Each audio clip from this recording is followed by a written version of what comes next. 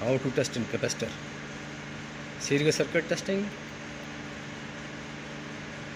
Again some 10-second charge. Again test this capacitor. I just charge. Now this test in spark. I test the sparks. This is a not sparking. This is a dead capacitor. Now it is work. This is a testing of the method of capacitor. Now check the direct. Before I fix the series, now I check the direct.